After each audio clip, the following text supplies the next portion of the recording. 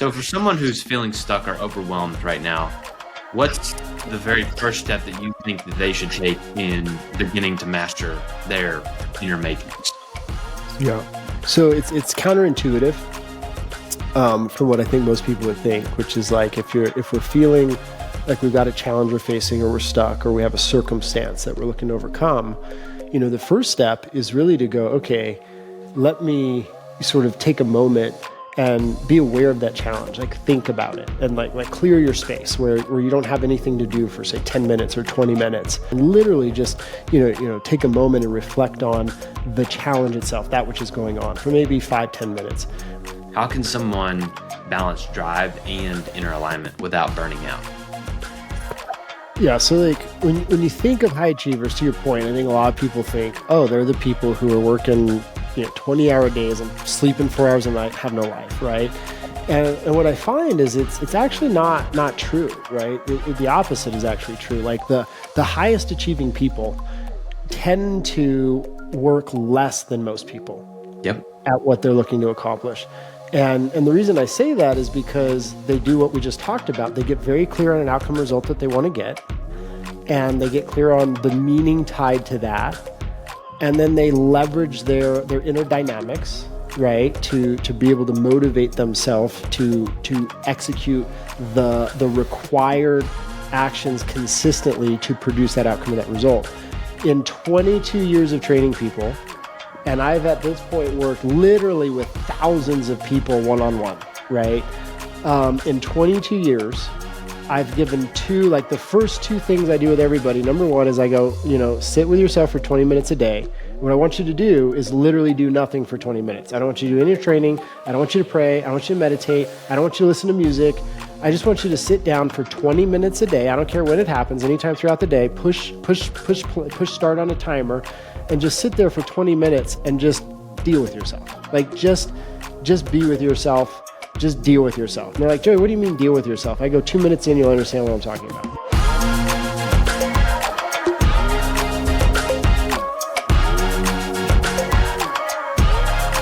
Joey, man, I'm really excited to have you here for another Conversations with my Board of Titans. Thanks for joining us today. Yeah, man, I'm happy to be here. I'm excited for this. Awesome. Well, why don't we get started with you introducing a little bit of yourself, who you are, what you do. I think you have one of the most interesting stories, but one of the also most relatable stories out there. So tell us a little bit about who Joey is and how he got to where he is today. Yeah, so the short version, I grew up with a lot of challenges, very challenging household, pretty intense. And I've been on my own since I was 17 years old. I moved out of my house because I was like, I just can't kind of take the chaos and the destructiveness that I kind of grew up inside of. But that didn't really work out because all the training and conditioning I had was obviously bad from my upbringing. And I grew up in this very little tiny town called Andover, Kansas, outside of Wichita, Kansas. I think it had like 15,000 people or something. And then Wichita is like the big city with a whole like 200,000 people, right? So there wasn't a lot of like influence around me where I could kind of learn from or take examples from. And so, basically we partied every day. I dropped out of college, doing drugs and drinking, nonstop. And then finally like kind of took it too far, and probably if I didn't die, I came very close to it. And I remember waking up in the middle of the night and I was like, man, I gotta do life different. I gotta figure something else out. And that set me on a journey of looking for like, hey, how do I find a sense of happiness and fulfillment? Like, because when you don't care if you live or die, like you don't care about making a lot of money or, fame or success or any of this. You're just like, man, how do I just wanna like love the life I'm living? Like, how do I find peace and happiness and a sense of fulfillment? And it just so happens that I ended up meeting a mentor who took me under their wing. And it was actually an Indian guru. This is 20 plus years ago, when meditation, you couldn't even say meditation because people looked at you like you had horns coming out of your head, like they're like, what are you even talking about? So I called it like inner training. And I ended up in like India, doing 8-10 hours of meditation or inner training a day for months at a time. Met a Taoist meditation master. So I kind of started in these ancient wisdom traditions is where I found my answers for like how to make life work for me. And then that led me to meeting a world-renowned psychologist. And then I met, a Harvard-trained neurologist. And I just sort of dove deep into the development of human beings, the human psyche, and what makes life work. Like from an internal perspective, like what do we need to do to wake up happy and fulfilled and love the life we're living? But then also from an external perspective, like how do we leverage this stuff to create the results or the outcomes that we want, whether it's vibrant relationships or successful business or make a lot of money or be able to motivate ourselves to get in great shape or whatever that might be. It's like how do we bridge that gap? And so Intermatrix Systems, my company, has trained a little over 88,000 people or something to date. People have gone through our programs trainings over the last 20 years, and we really focus on what I call the inner game of performance, training, aligning, and rewiring emotions, thought strategies, and the nervous system to either overcome the challenge one is facing or produce a life better than they could imagine living. Was probably the shortest version ever that I've heard you give on your story. Um, and I'm really excited to dive really into the Inner Matrix a little bit. That's the book that I've read so far, by far one of my favorite books. And I feel like there isn't a person in my life that I haven't talked to you about. Like even this morning, I was talking to a gentleman here in Tennessee where he's going through some stuff. I'm like, man, you ought to just check out the Inner Matrix with my buddy Joey. Like that is the place to start. So you wrote that book, The Inner Matrix. I have it up all the time. I love that book. It opened my mind to a lot of things. But you recently actually just came out with another book called Relationship Alchemy. So why don't you, before we get into questions and everything, you want to give us a little bit about that book for you? Yeah, happy to. I wrote a book. Like everything that I've ever produced, I essentially produced because people ask me to do it. Like I'm unique in a sense that I actually wanted nothing to do with helping anybody, right? Like my mentors forced me to do it initially. They were like, "Hey, if we're going to train you," this is my martial arts mentor, my spiritual mentor, the psychologist that I met out in LA. They're like, "If we're going to teach you, you've got to teach others. You have to share what we're teaching. You have to share what we're teaching you with other people, and it's going to accelerate your development and your learning." And I was like, "Yeah, but I don't really want to do that. I just want to get myself on track, and I don't really feel like I have anything to teach." And they're like, "Well, if you want us to teach you, you're going to do it. So like, this isn't a request." And so that's how I got started really working with people in the first place. And then people would bring me problems or challenges. One of the biggest ones people would bring me was like, "Hey, I have this challenge with my significant other. And, we're probably going to get divorced. Like no pressure, but you're our last resort. Like if our work doesn't work, if our, engagement with you doesn't work out, like we're going to get divorced and, basically they're going to have a broken family because they have 2 or 3 kids and, all the things that come with separation. Right. And so then I'm like, man, I don't know what to do with this. So I'd be like talking to my mentors and they'd help me out with it. And then I would obsess about something. I'd be like, well, if you got a challenge or a problem, I'll go do the research. I don't care if it's 12 hours a day or, years to figure out the answer. I was going to figure it out on people's behalf because they're trusting me to do that. And so basically what I found out was like one of the main reasons people were looking for help was relationship focus, whether it was a romantic relationship or, I'm having trouble with my teenage kid or my friendship isn't working or like business partners are going to sue each other. And then basically there's going to be nothing left and the lawyers are going to get everything and so much for your exit and, all that kind of stuff. And so much of it was around relationships. So we ended up, over the years creating a relationship curriculum that really hit the mark for people. And people, have been asking me for years, like, you need to write a book on relationships. The world needs to know these techniques and these tools and these strategies. Like, why don't you write a book? And then finally, it was actually a psychologist whom I've been training for a couple of years came to me and was like, listen, can I transcribe your material and get a book written? And I was like, okay. So I started throwing her like programs that I would teach where she was, taken by the work that was done and documented the curriculum. It was all transcribed. And then eventually we had enough content there and so many people were asking me to write a book on relationships. I finally just pulled the trigger and did it. And so Relationship Alchemy is the culmination of literally over 20 years, 22 years of my work, engaging with people to figure out like, what is it that makes relationships work? There's some key things there. What is it that's going to have relationships not work? That's destructive to relationships. And then what are we responsible for in relationship, as it pertains to 3 key aspects, like us in the relationship, the other person and the relationship itself. Like, what are the rules of the game when it comes to relationship? Because a lot of people have no idea, what they're doing that's just, sort of diminishing relationship. They don't know what they're doing that makes sure that it thrives, and they don't know where their responsibility lies when it comes to themselves, the relationship, or the other person.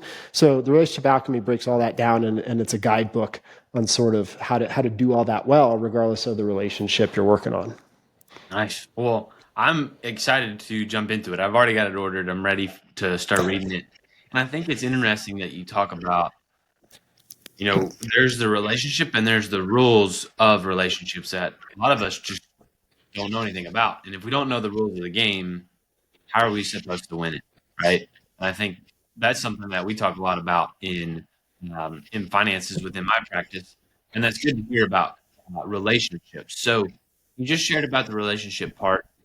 You shared a little bit about the inner matrix. Why would somebody come see Joey in his program or his business? Yeah, I think there's like there are two or three things I would say, and I'm kind of cautious when I say stuff like this, but it's like we all know this is the reality of it today, right? And it's kind of made my industry a little bit challenging, more so than it was even 10 years ago, right? Because it's like today a lot of people will take like a 6-month course on, be a coach or something, right? And then everybody's hanging their shingle as a coach or a transformational expert, this and that and the other. And I just didn't do it that way. Like for me, I was in the trenches with people, and before I was ever gonna build a company, or we have 54 trainers or something that we license our curriculum to now, that train our curriculum and work with other people all over the world.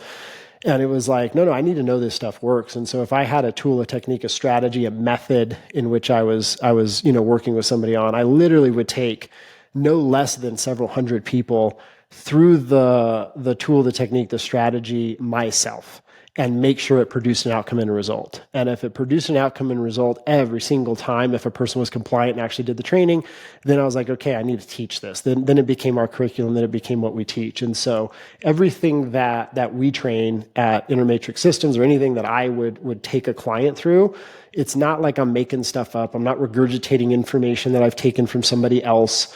Everybody likes to, rip off Tony Robbins today and make it their own. If I'm honest, I didn't do it that way. It was like, no, I found what works, working with true masters in their field. And then only after I knew it worked and was verified, do we now teach it and train it today. And we've got over, like I said, 22 years of experience. The second thing that I've noticed is that most people, they don't actually work from the inside out, even though that's become kind of a cliche idea that people communicate about. They really work from the outside in, where they go, man, what's the challenge or the problem that you're facing? And then let's see about where that challenge or that problem came from. And then how do we go about, solving for it? And in my opinion, that's a broken approach, especially from a neurological perspective, because what it actually ends up doing is you focus a lot on the problem or the challenge that's going on. And then you focus a lot on where it came from, which reinforces the problem and challenge going on. And neurologically speaking, you actually reinforce a lot of what you're trying to get out of, such as like sadness or a sense of anxiety or unworthiness or shame or fear, or like whatever the thing is that you're actually wanting to have stop. You actually accidentally not only propagate it, but you strengthen it from a neurological brain perspective, and you get better at feeling those emotions. And so we work in the exact opposite, where, yeah, I might ask you to share what's the challenge going on, but then we immediately go to vision and outcome. Like, what's the vision? What's the outcome in which you want to fulfill?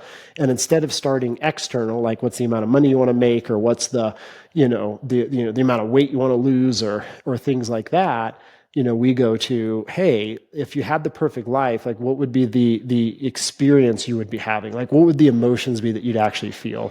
Would it be joy? Would it be passion or empowerment or compassion or love? Or like, what would that be?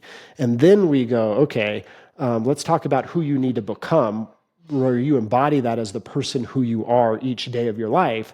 And then let's look at how do we then take action from that reality, from that experience and who you are, to the outcome that you want to create. And then let's talk about frameworks last. What are the tactics, the physical tactics you need to implement to build wealth or build a successful business or whatever it may be?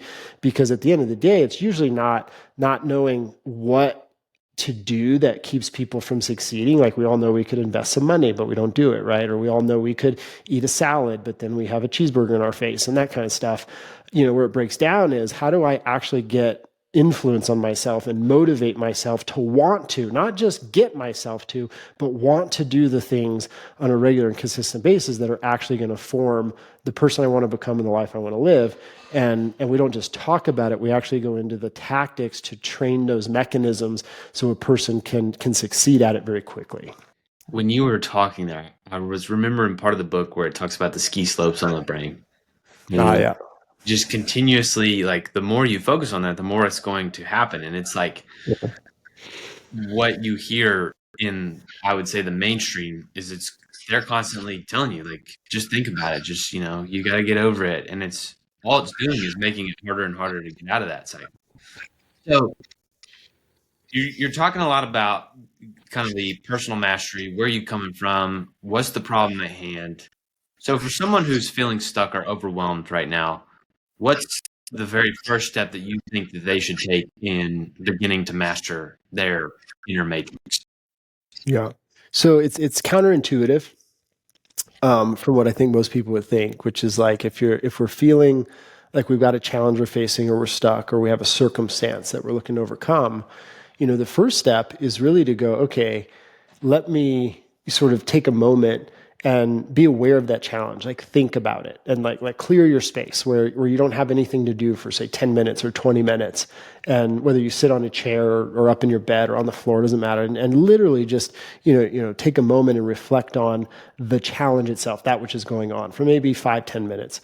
What this will do is it'll basically turn on a person's nervous system or activate the inner pattern dynamics that are going on in association with that challenge. Like, obviously, the challenge isn't necessarily happening in the moment we think about it, because the person may not even be there in the room with us. And, in that moment, we're maybe not in our office, and maybe it's work related or whatever it might be. But then if we just think about it, we put our attention on it, it's going to activate our nervous system in a particular way, or what I call our inner matrix, and then stop and go, man, what do I feel in this moment? And write down as best you can the emotions that you're feeling, whether it's fear or anxiety or depression, one might call it, or shame or guilt, and literally just write down a list of the emotions that you think you feel the strongest.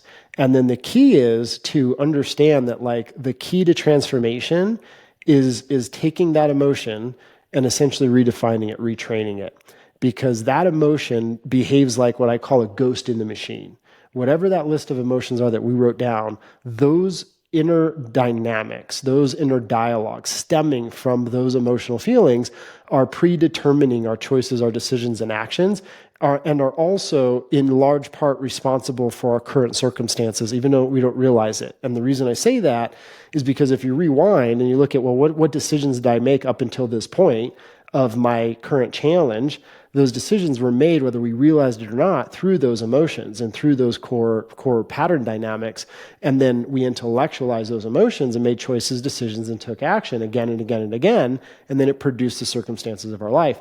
And so if we really want to create transformation and redefine ourselves and our reality, it starts with truly redefining ourselves at an inside level and learning how to retrain those emotions. And the first step to that is we got to do the last thing we want to do, which is sit with them and develop an awareness and sensitivity of them.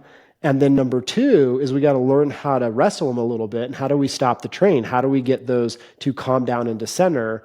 And then third is, how do we redirect? How do we access a place of, say, joy or inspiration, even though there is no evidence in our outside environment that says we should be inspired or that we should be joyful. Like we might actually see all kinds of examples for why we shouldn't feel the way in which we may ultimately want to feel.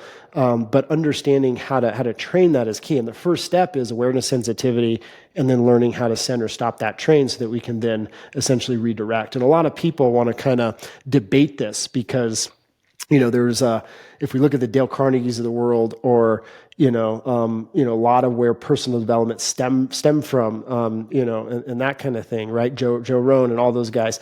It's like, well, if we look, they really thought that the mind controlled emotions. But if you think about it, and we talk about this in the Minute Matrix, as you know, it's not actually how your nervous system is developed, right? It's like for 5 years of your life, your primary communication system is emotion. And we can't even think when we're like 2 years old, really, or a year old or 3 years old, because we have the absence of language. And so intellectualizing reality is not even possible in the first, say, like 5, 6 years of our life, because we don't even have developed language. And so emotion dictates all choice, decision, action, even if we think we're an intellectual person, even if we think we're a rational person. A lot of, executives or entrepreneurs I work with, they go, Joey, I'm very rational. I go, no, you're not. You intellectualize emotion maybe differently than some, but emotion is still driving the core decision making in your reality. Yeah. So 2 questions there. Number one, so would you say that training your nervous system is just as important as training your physical body and mental aspect? Yeah, I would say developing what I think of as nervous system, emotional, and mental competency is even more important than going to the gym, training your body, and managing nutrition. And the reason I say this is because if we look today, obesity is at epidemic levels, right? Yeah. Like it's one of the biggest threats to health Yep. and diminishment of lifespan today, right? And when you think about what creates most people's obesity, for most people, it's completely what? It's like completely you could avoid it, right? It's like Right. put something different in your mouth and move. But Yeah. the reason we can't do that is because we don't know how to leverage our, again, nervous system, our emotion, our mind. And so Right. if we look at any behavior that we're currently doing that we want to stop doing, it's a matter of nervous system, emotional, and mental management to be able to get ourselves to do it, but then also replace that behavior with something different and get ourselves to do the new thing. Yeah. I'm thinking, number one, I first got to thank you. Like, you're not just somebody that's out here, like we talked about earlier, that's just taking stuff from somebody else and not doing it. But like, you're doing this yourself. I know in our personal conversations outside of this, we're always talking about what we're doing activity wise, working out wise, you bike riding or skiing or going out and doing something.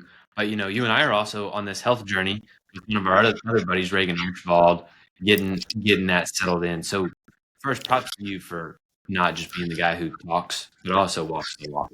Yeah. So you mentioned something a minute ago about executives, and I want to reiterate this.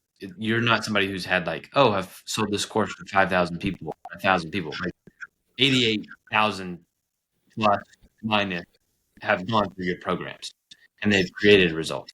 Like, you are in the trenches. You are doing this. You're making a major impact. So as you've worked with some of these high performers, at bigger companies like Boeing, Google, World Health Organization, these type places, what patterns do you notice that separate those who are creating that real change from those who stay stuck? The whether they realize it or not, right? I would say there's two key things that they all do. They have some system of inner management, and a lot of them, when I first get a hold of them, have very like what I would call mediocre or very basic coping mechanisms for managing their inner reality. Mhm. But they're still there on some degree if they're succeeding, right? Even if they're kind of what I would think of as like basic or novice, right? Yep. And then the second thing they do is they have specific outcomes that they have defined in which they want to accomplish, but they don't just name it as like a goal, right? Like I want to make $1 million a year or I want to weigh this much. They've tied a meaning to it around like how that would have an emotional impact on their life and why it would be, meaningful for them to accomplish those specific, outcomes or benchmarks in which they've written down. And then how do we make a high performer and make them even better, or how do we take somebody that's not high performing and make them high performing? Well, let's not just sort of give them basic coping mechanisms on managing emotion or their mind or their inner reality, but let's make them really good at it, right? And then number two, let's make sure they have a clear why tied to those specific outcomes and results that they're creating, and ensure that it's actually what they want to create. And what I mean by that is like so many people come to me and they go, Joey, I want to make $1 million a year. And I'm like, no, you don't. Like, why are you even saying that? What are you talking about? Like, what does that mean to make $1 million a year? And they're like, they just go silent, right? And then I take them through an exercise as an example, and I go, well, let's talk about it. Let's talk about what that would really be, right? Let's say How much is your house going to cost you? Like like your dream house, how much would it be? And they're like, $6,000 a month. I'm like, okay, great. And we kind of go through the list, right? Well, how many cars do you really want? Like, do you want one or 10 or what? They're like, oh no, just two. Like, okay, like imagine the biggest car payment in the world, or how much would those two cars pay if you just paid cash for them? And they're like, they tell me the car and they're like, it's $80,000. I go, okay, great. And we add all this stuff up and I'm like, okay, we're at 300 grand a year. So why do you need the extra 700,000, right? And so the 300,000 is actually a more meaningful number, or the 100,000, because it actually now is tied to like the reality in which they're going to live, as opposed to it just being an abstract idea of something. And that's why so many people miss what they're looking to fulfill for themselves, is because it's an abstract idea. It's not an actualized concept. And so we need to make the results we want to create an actualized concept. And that changes the game, because that's what activates the nervous system. And it's the same thing around weight. Like, oh, how much do you want to weigh? And they give me a weight and I go, what do you want your body fat percentage to be? And they're like, if I'm talking to a dude, it's always like, I want to be 7 or 8% body fat. And I go, no, you don't. And I go, no, you don't. I go, why do you want to be 7 or 8%? It's because like some athlete that they know is like 5 to 7% body fat, right? And I go, okay, tell me how you want to live. I go, do you like an occasional glass of wine? They go, oh yeah, I love my wine. I go, well then 7% is not you, right? Or like, do you want to eat vegetables and protein and that's it for the rest of your life? Because that's what it's going to kind of take. When we kind of map out, well, what does 7% look like as opposed to, 11%?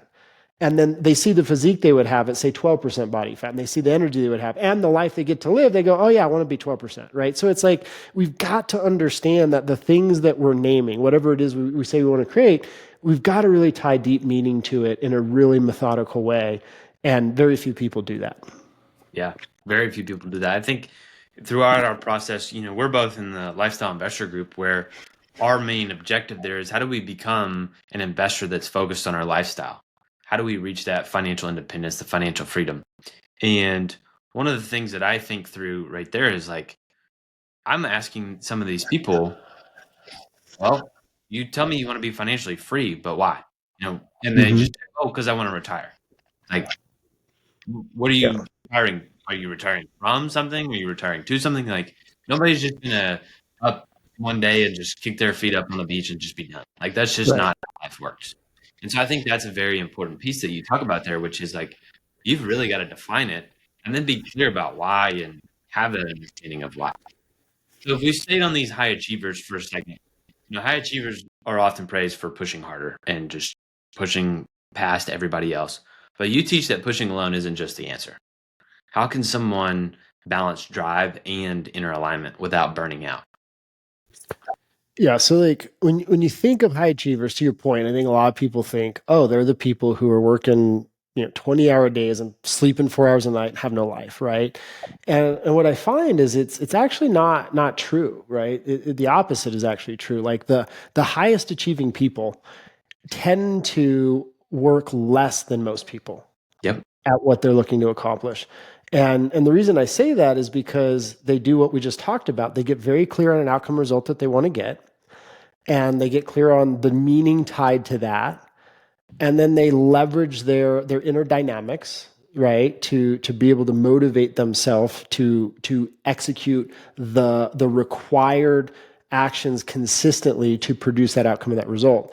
And they want to get there as efficiently as possible. And the key word there is efficiently.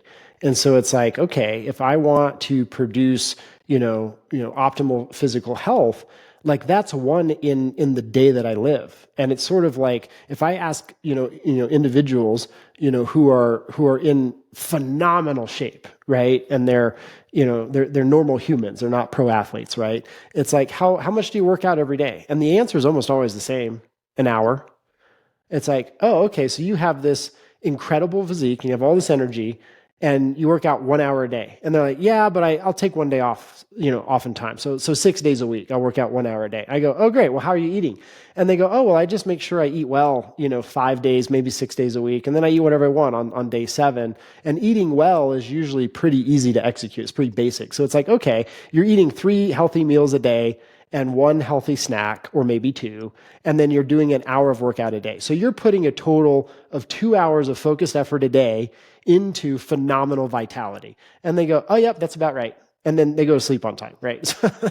And so when you really break it down, you look at it, it's like, oh, the execution of time and effort is actually less than what most people put onto it, right? Or it's the same thing like, like in investing, and you know this better than anybody with the work you do with people.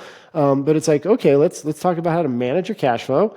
And then you're just going to invest this amount every month into these places. And that's all you're going to do. And you're going to manage that, a total of like, I don't know, 30 minutes, every other week or something, or an hour a month, just to make sure you're on track. And then you just follow the plan. And it's like, oh, that's all they put into it.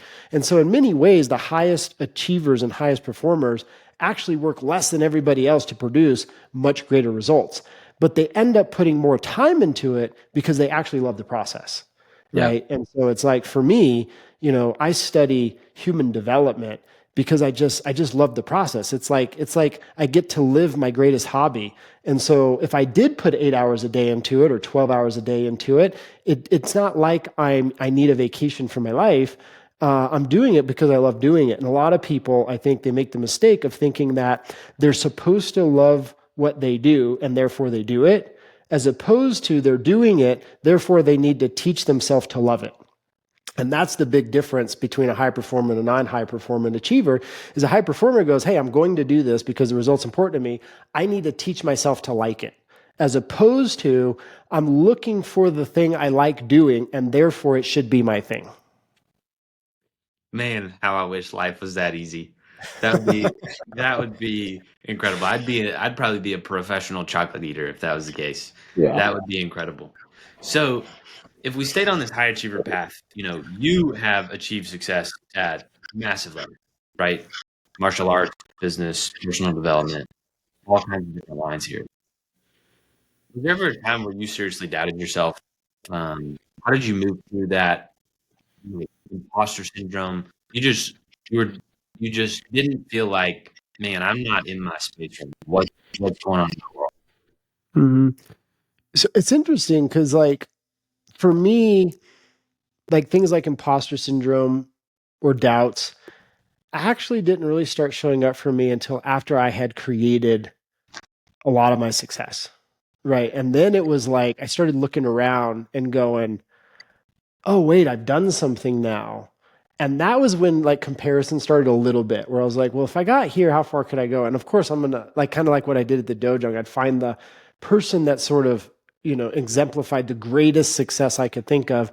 And I'd go, man, I have a long way to go. Right. And then I started being like, well, maybe I shouldn't be doing this. And some of those thoughts started creeping in, but then I knew to, quickly redirect and realign that thinking back to what got me where I am, which is honestly just an obsessed focus on the process, right? Because like if I look at martial arts, like sure, I ended up, winning, 3 world championships in a row, but honestly, yeah, it happened. For me, it's like something that happened, and the reason it's kind of interesting was because I never wanted to win. I never even liked competing. I just loved training.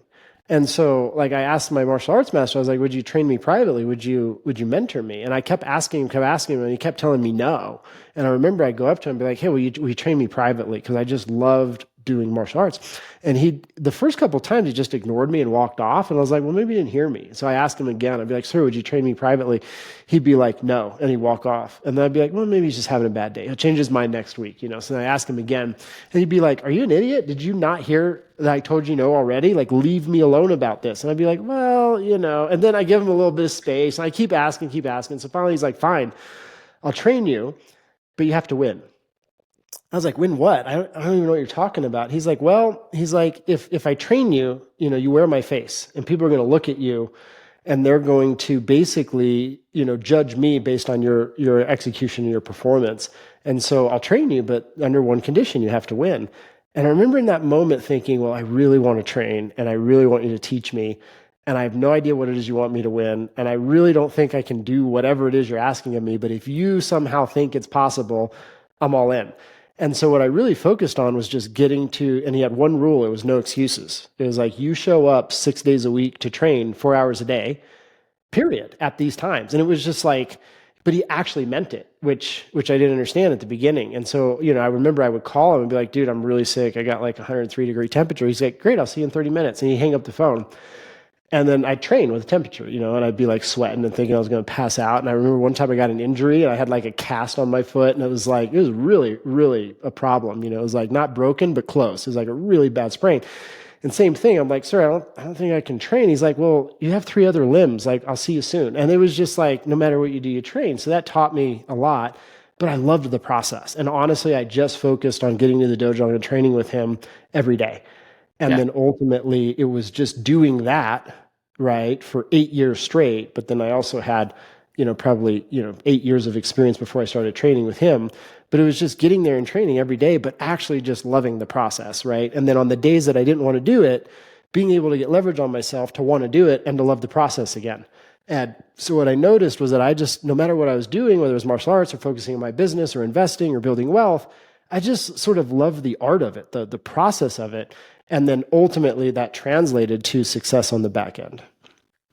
Yeah. So when I think there's something to be said about the fact of just falling in love with the process.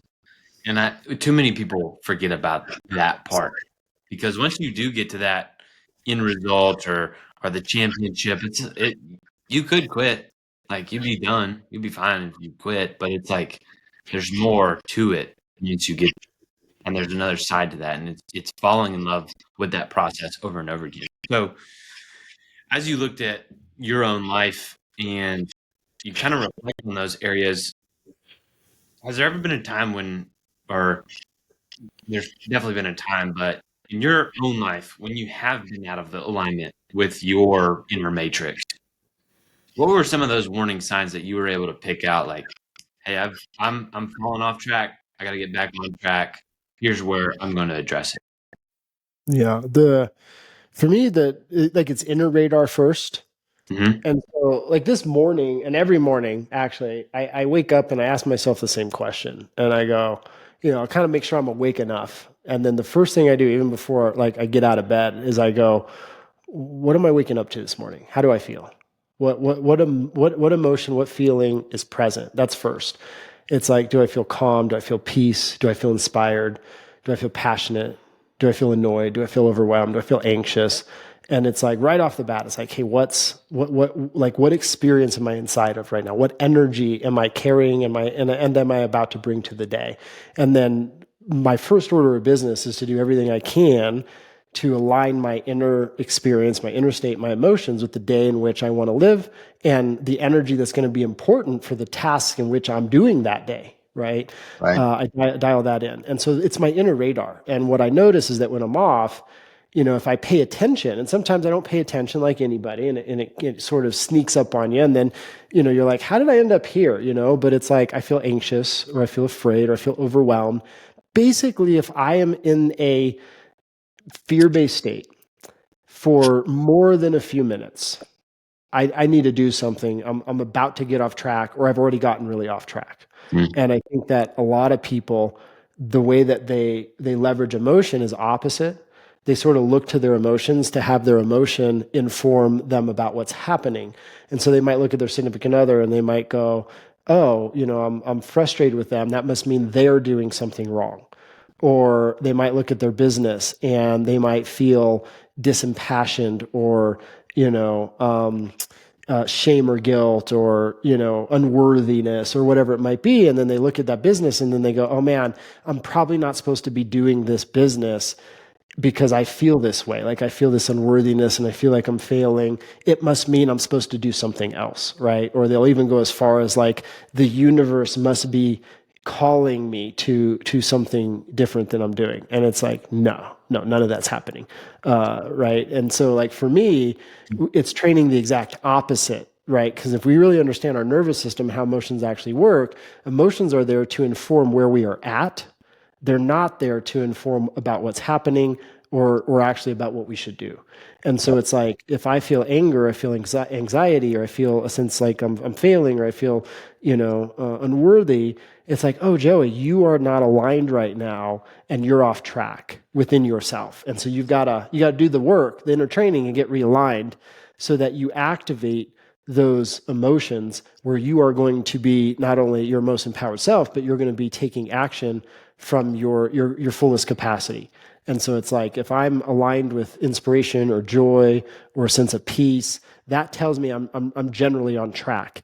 And a Right. lot of times I can be at peace or I can feel fulfilled or I can feel inspired. And I look at the environment around me and it is literally saying the opposite. It's saying things aren't working out and there's a problem.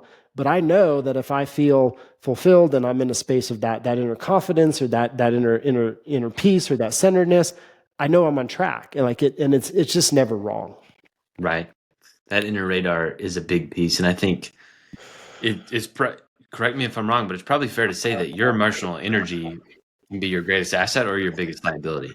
Yeah, 100%. Like 100%. Because so often, like as an example, like I mean, you know this, you've built the business. And it's like, you know, so often I've looked at my business throughout the years and I had no examples of success. Like there was no tangible affirmation that it was working. Like I remember when I first started giving public talks, and I built a successful practice. And I was like, great, I want to have greater impact. So I want to start teaching, you know, workshops and seminars and things like this. And I got my first keynote gig. And they paid me $500 and I paid my own expenses there. So, you know, all said and done, I was behind 1,000, I think, because I had to pay for my airfare and my hotel room. And then they gave me a $500 speaking fee, which I thought was like amazing. Cause I was like, oh my God, I got a paid gig. And there was supposed to be a minimum of 400 people there. And there were 398 empty chairs and there was 2 people in the front row, like a mother and the daughter. And I was like, okay. And then like for a moment, you just feel this sense of like desperation, you know, and like failure. But then I remember taking a moment and going, hey man, this like desperation, this sense of failure, this like anxiety you're feeling right now, that is going to get in the way of you transforming 2 people's lives. So you gotta get it together, realign with that passion, inspiration for what you're doing and where you want to go. And I gave that talk for those 2 people as there was 400 people in the audience. And you know, I still get emails from those people, that the mother still today, where it's like, man, that talk you gave made such a difference. You know, and it was like, hey man, I transformed 2 lives. That's what it's all about. And so it's like, how long can you show up for the 2 people in 398 chairs and manage your inner state until the result happens? It's the opposite from most people. Like most people come to me, they go, Joey, I want to make 300 grand a year. I make 30 grand a year right now. I want to make 300 grand a year and I want to do it in 6 months. And I'm just like, yeah, we're setting yourself up for failure. I go, what if it takes a decade? And then they go, well, then I don't want to do it. I go, well, then this isn't your thing. Right. And so we look to the results to affirm us, where Yep. we need to learn to the opposite. We need to learn to have the right inner alignment within us, affirm the outcome is on its way, and then eventually the result and the outcome will happen. Right. I think one of the most frustrating but most humbling and most effective exercises you had me go through was the box breathing and just sitting for 15 to 20 minutes going through that box breathing exercise. Can you explain that just a little bit if anybody wants to try it and get started with just a little small exercise? Yeah, absolutely. One of the first 2 things I train people to do, and just like here's an example of how simple but also challenging this actually is. In 22 years of training people, and I've at this point worked literally with thousands of people one on one, right? In 22 years, I've given 2, like the first 2 things I do with everybody. Number 1 is I go, you know, sit with yourself for 20 minutes a day. What I want you to do is literally do nothing for 20 minutes. I don't want you to do any training. I don't want you to pray. I don't want you to meditate. I don't want you to listen to music. I just want you to sit down for 20 minutes a day. I don't care when it happens, anytime throughout the day. Push start on a timer and just sit there for 20 minutes and just deal with yourself. Like just be with yourself. Just deal with yourself. And they're like, Joey, what do you mean deal with yourself? I go, 2 minutes in, you'll understand what I'm talking about. Because like the average person, when they're 2 minutes in, the to-do list starts, the anxiety's there, and they're so uncomfortable that they can't make it to 20 minutes, right? And I usually meet with people once a month, so they have a little bit of time to kind of, you know, make this happen. I've had 2 people in 22 years be able to do every day 20 minutes, not miss a day, and go 30 days, right? Most of them do like 2, 3 days and they're like, what am I doing this for? Right. And so here's the point. Here's what I say to people is like, listen, the only way to train awareness and sensitivity of yourself is you have to be with yourself while checking in on what's going on. How do I feel? What's going on in my mind? And how's my body, my nervous system? How do I feel? Hey, what's going on in the mind and how's the body? Like awareness and sensitivity is a skill that we develop, we train. And if we don't know what's there, we can't really do anything to change it, right? It's a ghost in a machine once again. And so in order to transform something, we need to know it's there. And so then the four-sided breath comes in. The reason that we do four-sided breath after I have people sit and just get to know themselves a little bit better is because the majority of people, 99% of people, are not going to sit down for 20 minutes and go, "Oh my God, this is great. I love myself. This is amazing being with myself." They're gonna realize how much stress is actually there and how much anxiety is actually there and how sad they actually are, and the level of unworthiness is really present. And then they're gonna be like watching their mind and all the negative thoughts and the self-condemning things and the criticisms, and like and then it just plays on repeat over and over and over and over again, and it's not initially a very enjoyable experience. So then the four-sided breath comes in to basically learn how to center the nervous system control, shut all that down. And you can't shut the mind down by trying to think with the mind to get the mind to center and relax. It just gets worse. Like you can't do that. Same thing, if you feel sad or you feel unworthy, a pill doesn't make sadness and unworthiness go away. It'll numb it for a minute so you don't notice it for a little while, but it's still going. It's still driving choices, decisions, and actions, right? Like it doesn't go away. And you can't, get your emotions to change by thinking positive things or by thinking about, how great the world is, because it's a nervous system response. Emotions live in the nervous system. And so the way you center emotion and the way you get the mind to calm down is you have to stimulate the nervous system directly. And so when we do the four-sided breath, what happens is you slow your heart rate. You're triggering what's called the vagus nerve in the back of the throat with the technique, the way you breathe. That vagus nerve sends a signal to the brain that says, "Hey, everything is okay. There's no threat here. I'm safe." And so then your parasympathetic nervous system will eventually turn on. Your parasympathetic nervous system, your prefrontal cortex, just behind your forehead here, is basically responsible for higher reasoning, critical thinking, creative thinking, intuition. It's also the mechanism that needs to be activated for experiencing like peace or tranquility or euphoria or love or compassion and all those, wonderful feelings we all want to experience. And so by way of doing the four-sided breath is how we basically trigger the nervous system to calm the storm down, whether it's emotional, whether it's nervous system, whether it's mental, but then it also has a physiological activation within the brain that if we do it regularly, it can become like a light switch where we just trigger the brain to relax on its own. And as you know, it's very simple to do. You just take the tongue, put it on the palate of your mouth, which basically triggers and sends that air to the back of the throat, as we talked about. And then you want to relax the body completely, because a lot of people hold a lot of tension in the body. They don't even know the tension is there. And so we want to start at the top of the head and just sort of pay attention and just get everything to relax. Work your way down to the toes, relax the body. And then after that, you just take a gentle breath in through the nose, if at all possible, because again, that will do a lot more for triggering that parasympathetic nervous system in the brain as opposed to fight or flight. If you notice when we're afraid, or you look at a dog that's like, nervous, its mouth opens and they start panting. But if you look at your pet any other time through the day, like your dog doesn't walk around the house with their mouth open. Like it's always closed and they're always breathing in and out through the nose, unless again, they're threatened, right? And then they'll growl and their mouth opens and they're panting. And so we basically want to use our nervous system to our benefit that way. So we breathe in and out through the nose, and then we focus on the lower abdomen as opposed to the chest. If you look at anxiety actually cannot be active in the body if we aren't taking short, shallow breaths in and out through the mouth, holding our breath, and tension throughout the shoulders. If you relax the shoulders and you relax the breath, you take deep breath in through the nose, focus on your abdomen as opposed to short, shallow breaths, and you're in a continuous mode of breathing, you literally can't feel anxious for very long, right? Physiologically, it's actually not possible. And I've had people in my seminars, because I've had so many people go through them, literally have a panic attack, a full-on what people think of as panic attack right there in the audience, in the middle of a program, 400, 500 people watching. And in the course of 10 minutes, I was able to get them to calm down and feel completely normal. And they would look at me and they'd go, "I've never been able to do that before. Like I'm here, I don't have my medication.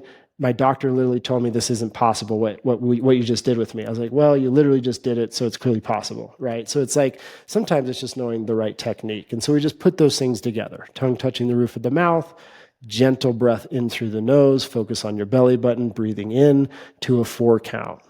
2, 3, 4. Slight pause, hold the breath, and then exhale for a 4 count. 2, 3, 4. And you just repeat that rhythm while remembering, relax the body, tongue at the palate of the mouth, breathe deep into the lower abdomen, and focus on your count. Because if you focus on counting with the mind can't be activating fear-based emotions. And so it's a simple technique, doesn't take very long to get good at it, but if you practice it 20 minutes a day, you will develop what I call nervous system control, the ability to literally, when you're anxious or overwhelmed or whatnot, be able to turn your little light switch off, so to speak, and get the nervous system calmed down. And the byproduct of that is you'll feel peaceful, you'll feel relaxed, you'll feel joyful. And so it's like, first thing we need to do is be aware of where the train is going, right? Train, align, and rewire, emotion, thought strategies, nervous system. First step, we need to know where the emotions are, what are our thought strategies doing, and where's the nervous system at? And then the second step, foresighted breath, we need to stop that train, because we can't redirect it or go somewhere else if at first we don't stop it. That's right. That's awesome. I think I could ask you a million other questions. We'll wrap it up with 2.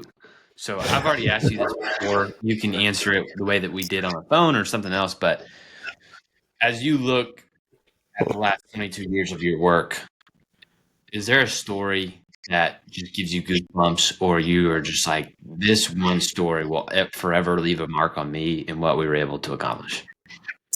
There's so many of them. Some of them I don't actually share publicly because it makes people so uncomfortable. Because like there's a degree of our work that we do where like it's so egregious what human beings can do to each other, and we rewire a lot of trauma. We have programs where I take people into the rewiring of deep trauma, where like, you're a soldier and you saw your best friend get blown up by a mortar or shot in front of you or stuff like that. So like when I do rewiring with people and it's some of those extenuating circumstances and you see them be free of that for the first time in their entire life, like that's what I get up in the morning for, is to just like give people access to that, especially when you see a system of medicine today often make those matters worse for people and exacerbate the condition as opposed to help make it better.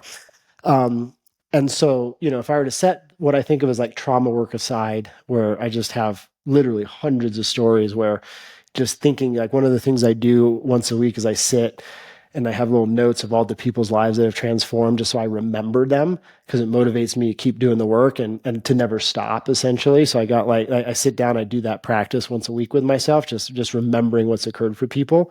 But one of the stories that recently touched me in a pretty profound way, I just started working with this guy, and this is about a year ago now. And we were about 2 or 3 months into his work. And we were working on scaling his construction company. He does like where they dig the holes and stuff, excavation company. And we were looking at like, well, how do we fix the business? How do we get it to scale? And so we were kind of starting that work. But about 2 months in, he had a death on the job site. And so there was a worker, down in a hole they were digging, and the piling, it like caved in on him, and he suffocated to death. He died.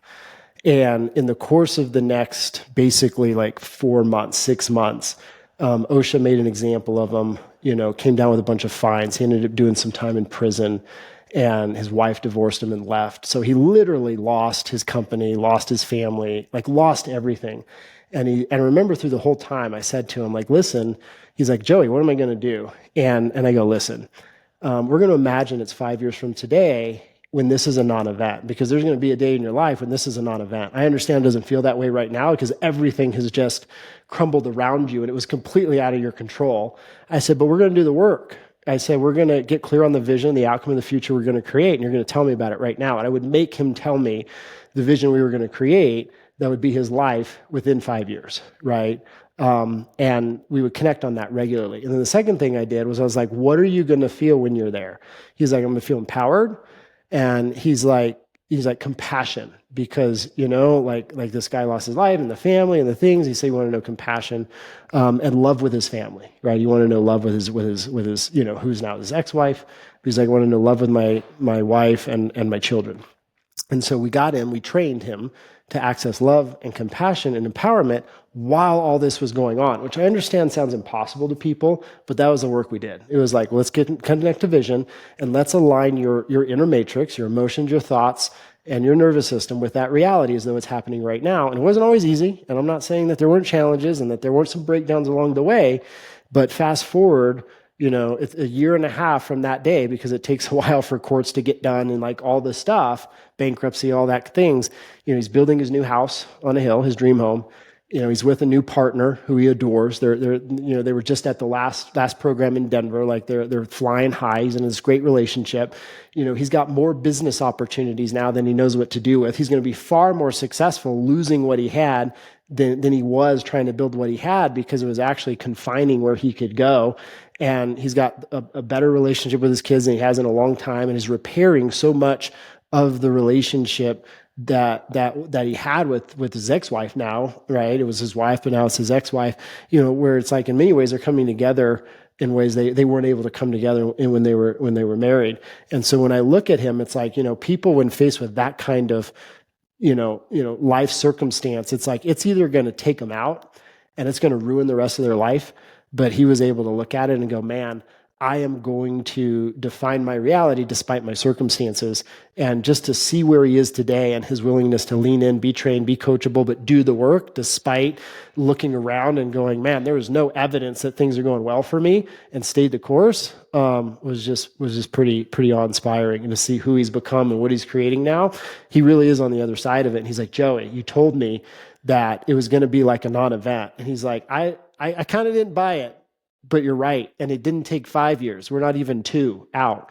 And that's where he is. And so it's a recent example of just like what's truly impossible if we learn how to master ourselves. That's incredible. All right. One last question. So one of the things that I have the pleasure of doing is still talking to the younger crowd and being within that younger crowd. And for me, I think of my younger brother, who's a high performer. He's a D1 college athlete, pitcher in baseball. But I also think about the guys who are my age and younger who might just not be on the right path. If you could look back throughout all that you've gone through, all that you've learned, what would be a piece of advice that you'd give to your younger self or a younger person in one of those roles? I would say the same. It was interesting because I think it's what I came about, or what I ended up finding, which is prioritize, number one, before anything else, the development of yourself in a true way.